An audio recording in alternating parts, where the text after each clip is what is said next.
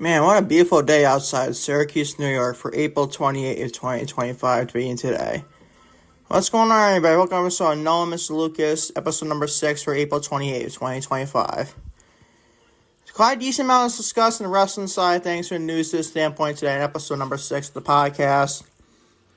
But like I said, it's a beautiful day outside Syracuse, New York. Actually, it's a gorgeous day, the high of 70 degrees. And it's very sunny. You can't ask for a better day than that, in all honesty. Let's get into your introduction. I want to get this right out here. It's almost like 3:35 p.m. Eastern Standard Time in Syracuse, New York. East Coast, obviously. And it's almost dinner time. I have a lot of shit to do. And by the way, my mom is back home. I forgot to mention this in the SmackDown review. She's actually coming home as of today. Or being Saturday, obviously. But she's now home.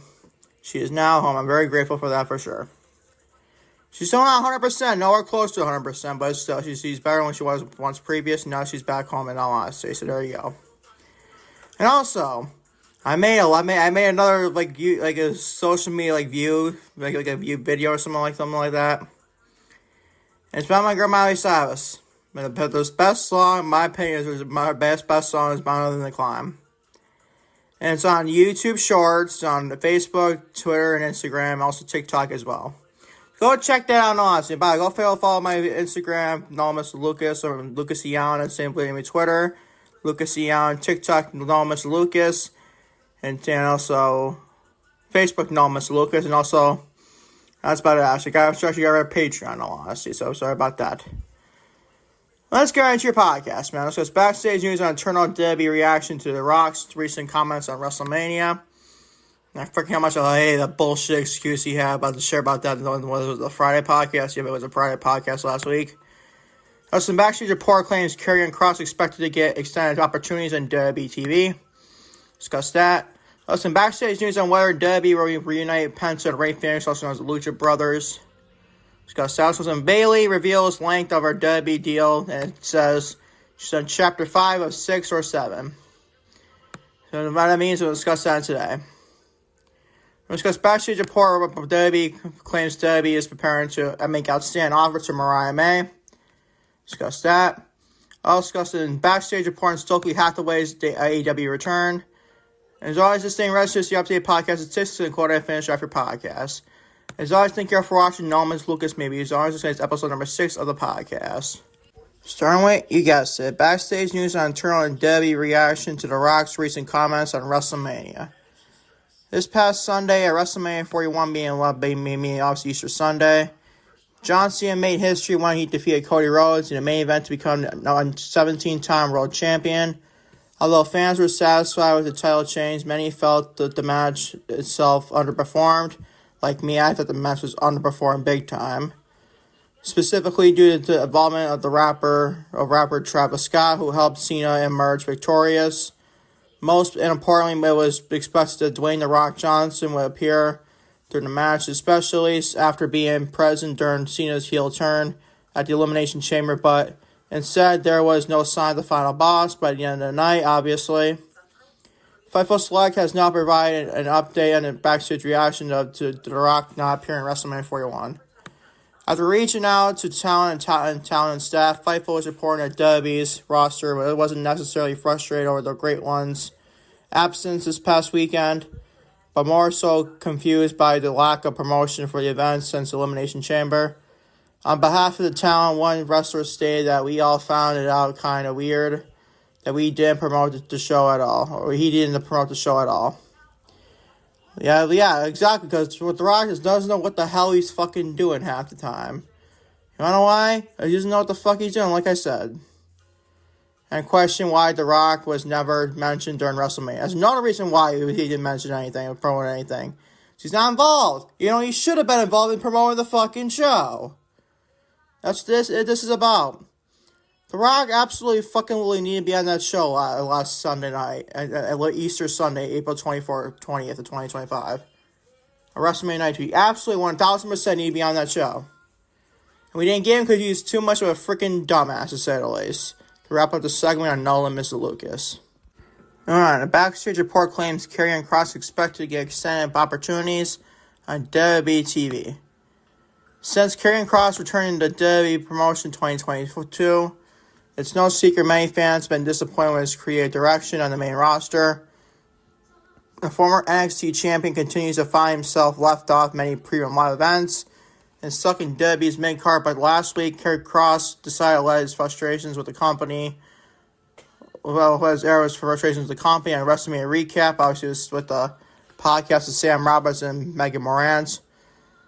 During their explosive rant, Kross spoke about the lack of opportunities he received in WWE, while voicing his displeasure over Logan Paul getting rid of match at WrestleMania instead of himself. Although Kross began to be featured more prominently leading up to WrestleMania, he was still annoyed with his position and the company, but it looks like his recent pipe bomb might have changed that. This past Saturday, WrestleVotes provided an update on Kross's status with the company, explaining that he is expected to be presented, I can't freaking speak, and an increased role going forward. Instead of, quote, coming out of WrestleMania, we are told that Karrion Kross, they expect Karrion Kross to extend opportunities on TV. It doesn't sound like a full-on push, but likely to continue his character, to grow his character in different ways outside the ring. Kross has several fans and creative and that advocate for this opportunity, end quote. I like to see, I wasn't a big-time fan of Kross before, but I'm honestly starting to become a fan of him, honestly, who's created the time we have seen on TV. I like his character he's playing right now, being an instigator for AJ Styles and other people involved as well. I absolutely love that character he's possessing. But this character needs to be on TV in a lot of matches to be more specific. His character needs to be on more television more often, so I hope to see that going forward. With Karrion Kross and WWE for sure. Keep an update on him going forward. Moving on to backstage news on whether WWE reunite Penta and Rey Fenix, also known as the Lucha Brothers. When former AW star Rey Fenix made his debut in WWE last month, many fans started to speculate whether the company will reunite him with his real-life brother and tag team partner Penta. Just 3 months later, Penta officially signed with WWE, and now that the Lucha Brothers are once again under the same roof, it's possible fans will witness the reunition of the former AEW Tag Team Champions. According to Fightful Select Sean Rossap, WWE will absolutely reunite both brothers on the screen in the near future. When asking a member of the WWE's creative team, Sapp was told the company believes both competitors can hold their own individually and have managed to create buzz. Thus far, I absolutely agree with that, by the way. But we'll be looking to build towards a groundbreaking moment when both brothers tag together again. Sapp claimed that both Friday Night SmackDown and Monday Night Raw tag divisions could be booked better. Gee, you think, Sean? You have a thick freaking thing, bro. I mean, damn. Well, what freaking came up with that one, bro? Anybody can predict that one. But it does believe that Blue Brand has the talent to line up a team. So they do it in Jones guys that TLC match from last Friday night. He had a freaking overgrade an A+. That was a freaking phenomenal match between the Street Profits, Motor Machine Guns, and DIY. Absolutely phenomenal match between those three teams. But we need a lot more down, but that was like half the division in there. With the champions, you had DIY, and also Motor Machine Guns, like half your division almost. Well, you see, call up Fraction from NXT, so you love that call to SmackDown. It can get maybe the Lucha Brothers on Raw or SmackDown going forward. I mean, that's a pretty good, fun division. I still like the titles to be one titles, not like two different titles from Raw and SmackDown. You may have a better like the women's tag team titles, who floats in Raw, SmackDown, and NXT. Obviously, between Raw and SmackDown, obviously, but still, you get the point. I hope to see Lucha Brothers reunite very soon around later, and we'll keep you all updated going forward in all honesty for sure. Moving on, Bayley reveals length of her WWE deal and says she's on Chapter 5 of 6 or 7. Former WWE Women's Champion Bayley has been in WWE for only roughly 12 years. Damn, 12 years of Bayley in WWE. That's fucking crazy, man. 12 years of Miss Pamela. I love it, bro. Accomplishing many things through her illustrious career. In the new interview with Insight with Chris Van Vliet, Bayley said that she's uncertain about how much longer she'll continue wrestling. I don't know how many chapters there's going to be. But maybe this is on Chapter 4 to me. It was Damage Control. Bayley said knowing that she's in a different place, she was alongside the faction. I have an idea of where I want to go, and I think that would continue my chapter 5. But Damage Control is in his own chapter. That was super special to me. Bayley isn't quite sure how many chapters will compress her story in WWE. Maybe 6 chapters, maybe 7. Bayley said when I was younger, because women didn't wrestle as long as we're doing now. Trish and Lita, and they only did for 6 or 7 years with the WWE. And we're only on top of the 3 years or something.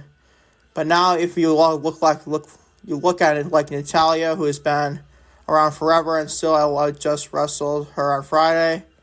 Did she really wrestle on Friday? I didn't know that, honestly. I didn't know whatsoever, honestly. Just incredible at the ring, 101. According to Damage Control leader, she sees how much Natalya brings to the women's locker room and hopes that she will be doing the same even when she's not on television every week. Which definitely can see Bayley doing it. I'm Bayley like a Natalya type role. I can see her doing that, but hopefully less lose like Natalya does recently. My God, Natalya, she feels like she's losing for Natty. I hate to see that. I love Natalya a lot.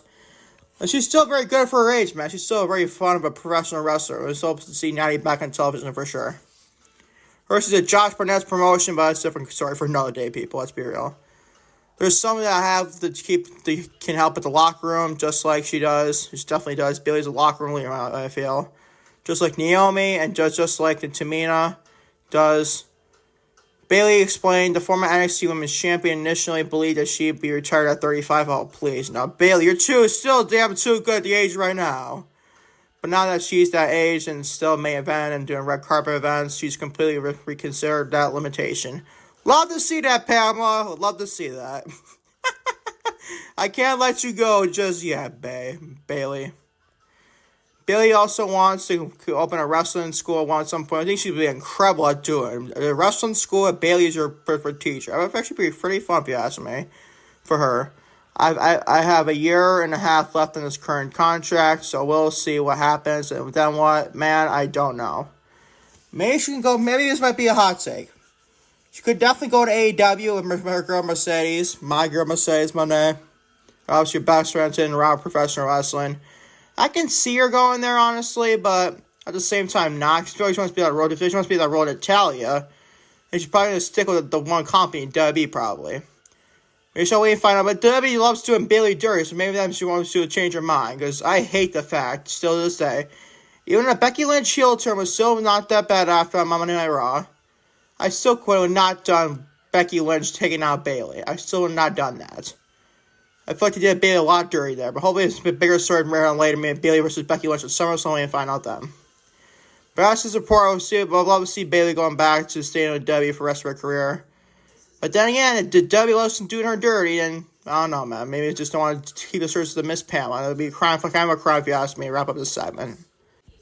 Moving on, a backstage report claims Debbie is preparing to make an announcement offer to Mariah May. After having many fans describe it as the best women's match in the company history, Mariah May's future with All Elite Wrestling is in doubt. The former AEW Women's World Champion has not been seen since her loss to timeless Toni Storm at Revolution on March 9th, and rumors of her potentially jumping ship to WWE have been rampant ever since.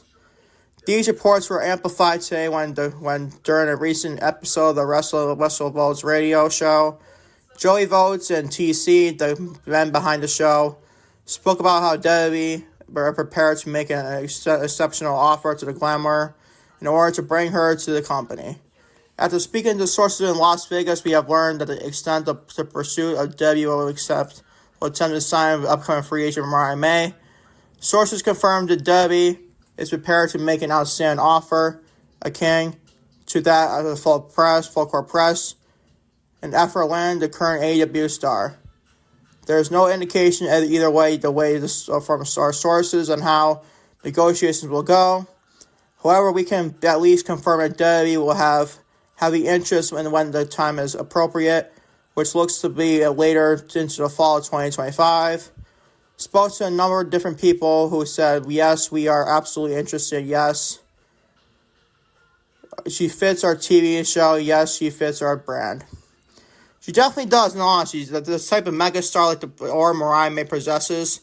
It's kind of like Jade Cargill to a point where she has this megastar type feel to her. Obviously, Jade and Mariah are two differently women in a lot of looks-wise, but still. I feel like W loves those type of people, like the blondes type in general, like Tiffany Stratton. Quite on point. I love to compare Tiffany Stratton and Mariah May a lot. But someone like that. I'm like Charlotte Flair. No, Mariah May I think is better than Charlotte Flair, that's in my opinion, what you want me to say. You get the point there, in all honesty. Later on the show, Joey Votes and TC wanted to claim that the offer May was set to receive not be only comparable to one current WWE star inaugural to AEW TBS champion, Jade Cargill. Got to, in 2023, jump ship, like I just mentioned to you, obviously. But that will likely be better. Probably, because Mariah May is definitely a better professional wrestler than Jade Cargill. So Mariah May has more total package to me than Jade Cargill does, so it's probably going to be more money for Mariah May there. But that will likely be better, despite things that is clarified that the offer doesn't actually need to be better than what Cargill was offered, as Debbie, or the assumption that May wants to make that move anyways. Which thinks he wants to make happen anyways. She just probably wants to do that for how much sure anyways. No matter how much money she paid her. They could pay her like $1, she'd still probably do it. Okay, maybe not $1, but you get the freaking point, people. Basically, like a minimum wage in like freaking wrestling. You get the whatever that amount of money is, I don't freaking know. But honestly, Mariah May deserves a lot more than minimum wage for professional wrestlers to be freaking real. She is fucking phenomenal what she does. And hopefully AEW does the same thing. At least offer her a contract, Tony. If you don't even offer her a contract to bring her back, that's a ridiculous decision of Tony Khan there. You gotta at least make some sort of effort. You don't make full-fledged effort because you're probably gonna lose her anyways. But at least make like a big-time offer at least to have her retain her in the company. Because if you don't, that is horrible business from Tony Khan there. If he doesn't make some sort of effort to keep Mariah May, that's a freaking dumbass decision from Tony Khan there. And a horrible business decision there. I keep you updated Mariah May going into 2025. What she does when she jumps to the WWE or keeping AEW. I'm a big fan of Mariah. I absolutely fucking love Mariah May to death. Definitely keep you updated in the story going forward as more and more developments keep out on most Lucas. And until then, it's about to say about this segment. Moving on. Backstage report on Stokely Hathaway's AEW return. During this past week's AEW Dynamite, Stokely Hathaway made his return to television after 6 months away from the product. Hathaway aligned himself with FTR's Dax Hart and Cash Wheeler after their heel turn, and will manage then the duo as they claw their way back to the title scene. Then the two cut a promo alongside Hathaway before attacking the legendary Rock and Roll Express after humiliating the veterans. Following this segment, Fightful Select has looked into the status of Hathaway, and in the report revealed some backstage information about this angle as well. According to the report, the pairing between the three was pitched about a year ago, and that the trigger was nearly pulled back when Hathaway was often seen backstage scouting tag teams and specifically watching an FTR match. Interestingly, the report further claimed that the story was pushed back a bit later after the Outrunners exploded, leading creative into shift into instead to use FTR to help True Magnum and Turbo Floyd to get over with the fans. So that's pretty interesting to see Stokely Hathaway with FTR guys. I absolutely love this pairing. So I wish they still had that explanation there about Chris Down during Babyface still. And go moving away from Stokely Hathaway, so that's a different story for another day, I guess, right? I absolutely do like this pairing between FTR, Dax Hart, and Cash Wheeler, and with Stokely Hathaway. I think it's doing wonders for FTR. And he helped out in Stokely. Stokely is freaking great at what he does, as manager standpoint for all the rest of when he is in WWE. He is just freaking great, Stokely Hathaway. So I'm looking forward to this pairing for sure. Keep updating this going forward. And finally, for your Nomus Lucas podcast, number 6 for April 28, 2025. This day in wrestlers and updated podcast statistics, and also a quality to finish off your podcast. Starting this day in wrestling, this day in wrestling history, you believe that, man? 1987, at WF Saturday Night's main event tape in South Bend, India, the British Bulldogs picked up a disqualification win in the final, followed the 2 out of 3 falls match in the match for the WF Tag Team titles against the Hart Foundation. As a result, the titles did not change hands. So that's 1987. Move on to 1996. Scott Hall, the late great Scott Hall. and Kevin Nash made their WWF TV appearances for 6 years during the WWF In Your House, Good Friends, Better Enemies pay-per-view in Omaha, Nebraska. In the main event, Shawn Michaels successfully retained the WWF Championship against Diesel in a no-holds-barred match. Also, Razor Ramon lost to Vader and the Body Donnas. Oh my god, the Body Donnas, man. Interesting to say the least. Retaining WWF Tag Team titles against the Good Wins. Owen Hart and British Bulldog were victorious over Jake the Snake Roberts and Ahmed Johnson. And the Ultimate Warrior and Goldust Intercontinental Championship went to a no contest. On the free for all Mark Mario, and I'll say that honestly, picked up a disqualification victory over a 1-2-3 Kid, Sean Wellman, due to the run-in from Hunter Hearst Helms, who's on Triple H, obviously. So that's 1996. More a year later, 1997. Owen Hart defeated Rocky Maivia, not The Rock, obviously, for the Intercontinental Championship on an episode of WWF Raw of Omaha, Nebraska. So that's 1997. And a year later from that, 1998. And the main event of Monday Night Raw taping from WWF Raw taping from Richmond, Virginia, Mick Foley defeated Terry Funk in a Falls Count Anywhere match. Foley was rewarded with another title shot at the WWF Championship at upcoming All-Re-Edge pay-per-view against Stone Cold Steve Austin. So that's 1998. Moving to 10 years later in 2008. The episode of Raw from East Rutherford, New Jersey, had an unique ending during the main event between Triple H and Randy Orton. Newly named general manager William Regal entered the production truck and instructed the show to be brought into a premature close. So that's 2008. Moving on to the final part of the same wrestling 2009-2015. In Moline, Illinois, during a special event TV tape for WWE Network, Bad News Barrett defeated Neville to win the first ever King of the Ring tournament to be held in 5 years. So that's the same wrestling update. Moving on to your updates, statistics on the YouTube side of things with Nomis Lucas. Or Lucas Sound YouTube channel, you get the point.